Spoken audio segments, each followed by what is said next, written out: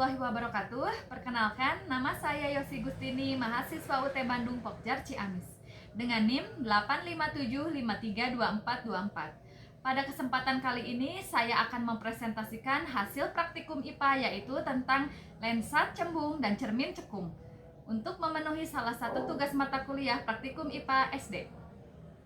Percobaan ini bertujuan untuk memahami bagaimana lensa membentuk bayangan serta menentukan fokus dan kekuatan lensa.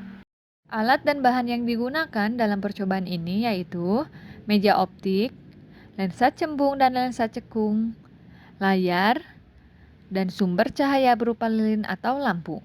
Alat-alat ini digunakan untuk mengamati pembentukan bayangan. Lensa cembung adalah lensa yang bagian tengahnya lebih tebal dan bersifat mengumpulkan cahaya. Ketika cahaya sejajar melewati lensa ini, cahaya akan dibiaskan dan berkumpul di titik fokus. Hubungan antara jarak benda, jarak bayangan, dan fokus lensa dinyatakan dengan rumus 1/F sama dengan 1/S ditambah 1/S aksen. Selain itu, kekuatan lensa dihitung dengan rumus P sama dengan 1/F dalam satuan meter. Langkah pertama, lensa disusun pada dudukannya dan diletakkan di antara sumber cahaya dan layar. Kemudian, sumber cahaya dinyalakan, lalu posisi lensa diatur hingga berbentuk bayangan paling tajam di layar. Setelah itu, diukur jarak benda dan jarak bayangan. Percobaan ini diulangi beberapa kali dengan variasi jarak benda. Berdasarkan hasil pengamatan diperoleh bahwa ketika jarak benda berubah, maka jarak bayangan juga berubah.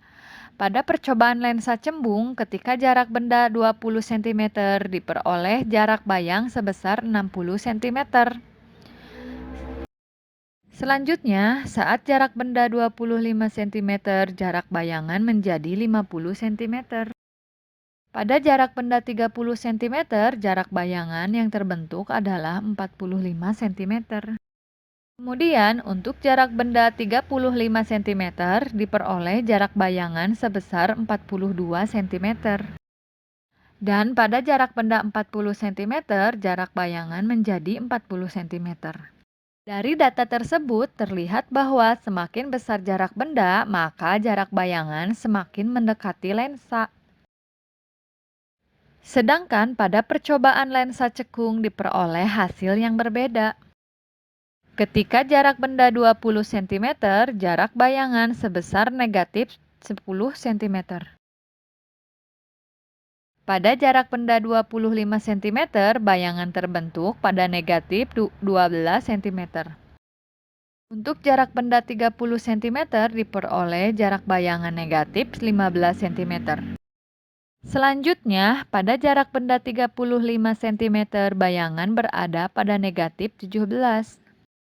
Pada jarak benda 40 cm, jarak bayangan menjadi negatif 20 cm. Tanda negatif pada jarak bayangan menunjukkan bahwa bayangan yang terbentuk bersifat maya, sehingga tidak dapat ditangkap oleh layar.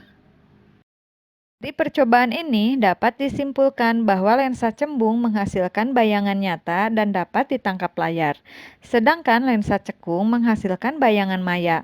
Hasil ini sesuai dengan teori bahwa lensa cembung bersifat mengumpulkan cahaya dan lensa cekung menyebarkan cahaya.